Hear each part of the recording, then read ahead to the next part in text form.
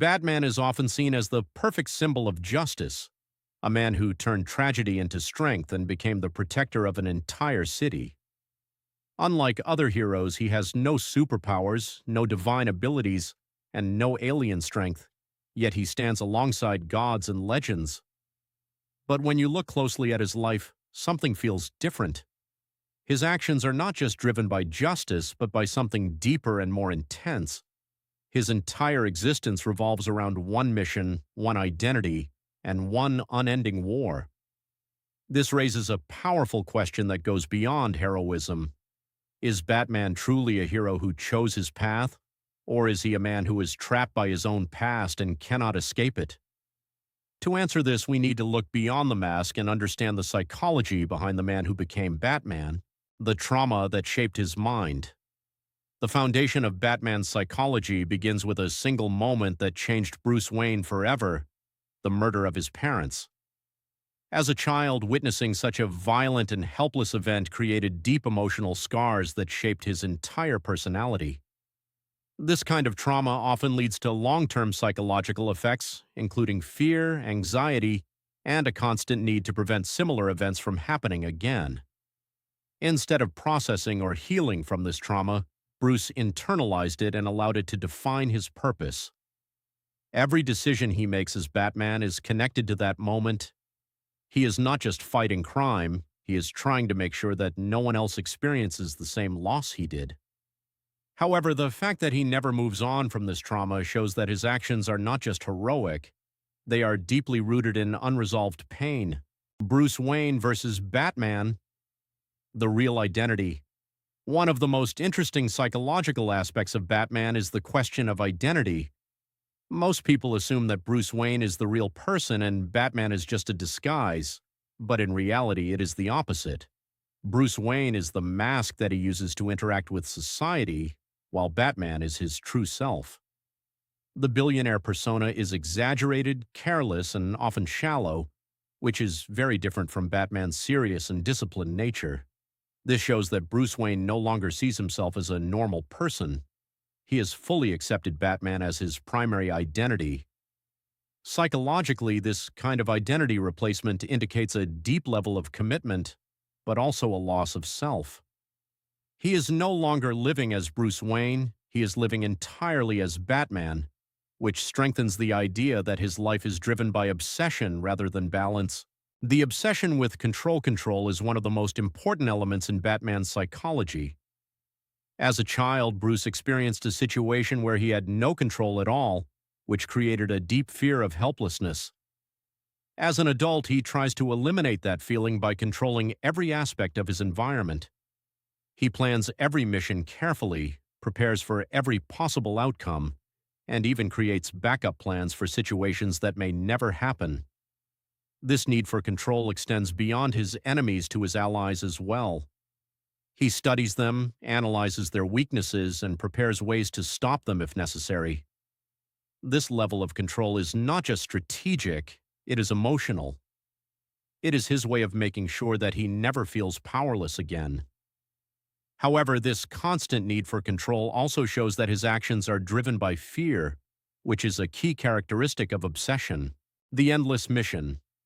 Batman's fight against crime is not limited by time, energy, or personal needs. It is a never-ending mission that defines his entire existence. Every night, he goes out to fight criminals, risking his life repeatedly without taking breaks or stepping away. Unlike other heroes who balance their personal lives with their responsibilities, Batman has no such balance. His personal life has been completely replaced by his mission. This shows that his actions are not based on choice but on compulsion. He feels the need to continue, regardless of the cost. This endless commitment highlights the difference between heroism and obsession. A hero can step back when necessary, but Batman cannot. His inability to stop shows that his mission controls him as much as he controls it. The no-kill rule, a psychological boundary. Batman's no-kill rule is one of his most defining characteristics, but it also reveals a deeper psychological struggle. While it appears to be a moral decision, it is also a form of self-control. Batman understands that he has the potential to become as dangerous as the criminals he fights. He knows that if he allows himself to kill even once, it could lead to a path where he loses control completely. This fear of crossing the line is what keeps him disciplined. His rule is not just about protecting others, it is about protecting himself from becoming something worse.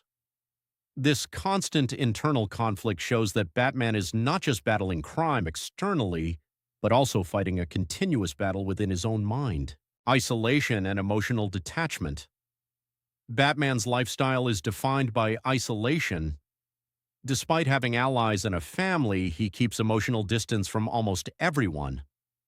This behavior is often linked to trauma, as individuals who experience deep loss may avoid forming strong emotional connections to protect themselves from future pain.